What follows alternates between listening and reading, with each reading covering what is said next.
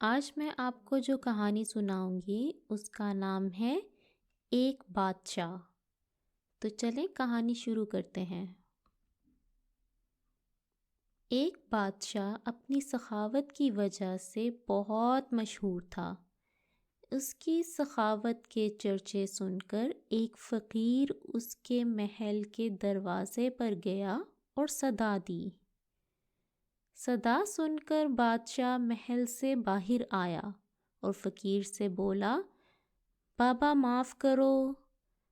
فقیر یہ سن کر بولا، میں نے تو سنا تھا کہ تیرے در سے کوئی بھی سوالی خالی ہاتھ نہیں جاتا۔ بادشاہ بولا، بابا تمہاری قسمت میں کچھ نہیں ہے۔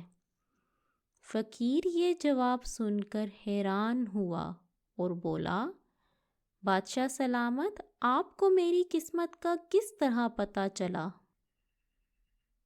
بادشاہ نے کہا، اے درویش، جب میرے پاس کوئی سوالی آتا ہے تو میں اپنی داڑھی پر ہاتھ پھیرتا ہوں اور داڑھی کے جتنے بال میرے ہاتھ میں آ جاتے ہیں اتنی ہی اشرفیاں سوالی کو دے دیتا ہوں۔ تمہاری صدا سن کر جب میں نے داڑھی پر ہاتھ پھیرا تو داڑھی کا کوئی بال میرے ہاتھ میں نہیں آیا۔ فقیر یہ سن کر مسکرایا اور بولا، واہ واہ بادشاہ سلامت، واہ! داڑھی بھی تمہاری، ہاتھ بھی تمہارا، اور قسمت بتا رہے ہو میری؟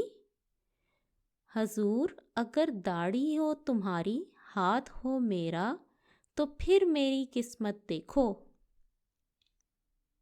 فقیر کی یہ بات سن کر بادشاہ بہت خوش ہوا اور اس نے فقیر کو بہت سا انعام دے کر رخصت کیا۔